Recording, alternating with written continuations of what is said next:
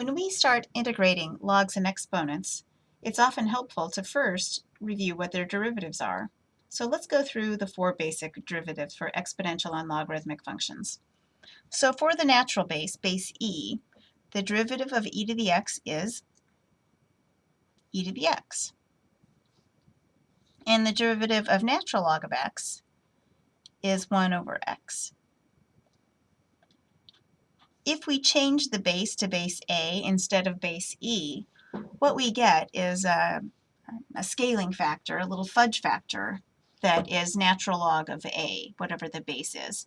And so you just need to determine if that natural log of a is up with the function as it is when the base is above, or if it's down below as with logarithms and the base is below. So this is the same thing as 1 over the natural log of a times the derivative of the natural log of x, which is 1 over x. So I'm going to put that natural log of a in parentheses so that it looks more like a coefficient there.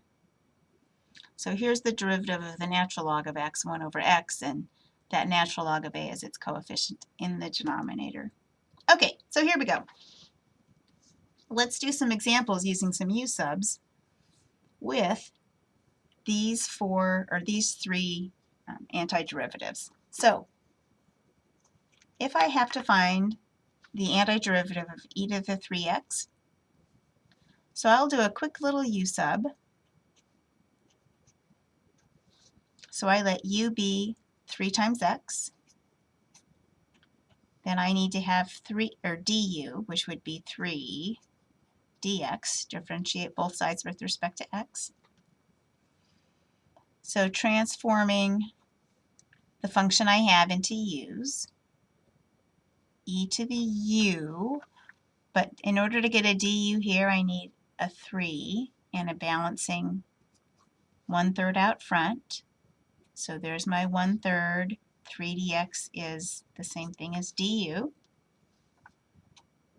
So integrating e to the u du is e to the u with its 1/3 fudge factor.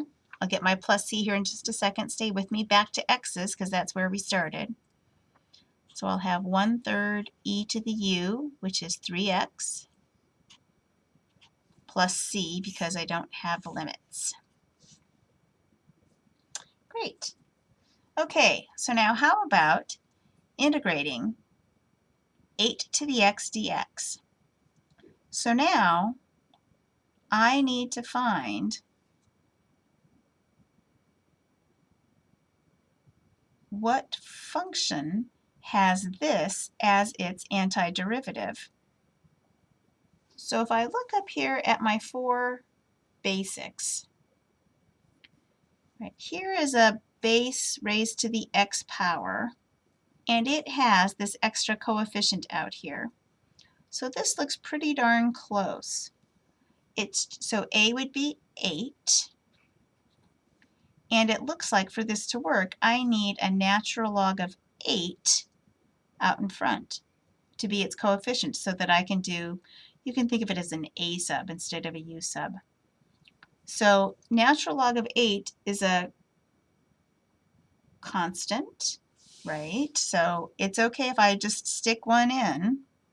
Here's a natural log of 8 as long as I balance it with the reciprocal out in front. Okay, let's go ahead and rewrite this. So I have 1 over the natural log of 8 times the antiderivative of the natural log of 8 times 8 to the x dx.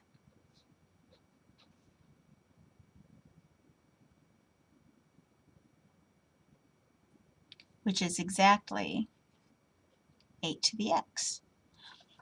Right, so this antiderivative is 8 to the x, and then there's a natural log of 8 and the plus c.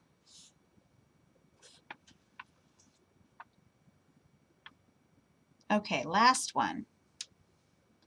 So this is the integral of 5 over x dx. Well, that looks like a natural log of x antiderivative. So what about that 5 though? Well, I think I can move that 5 out in front. So now I have 5 times the natural log of x plus c.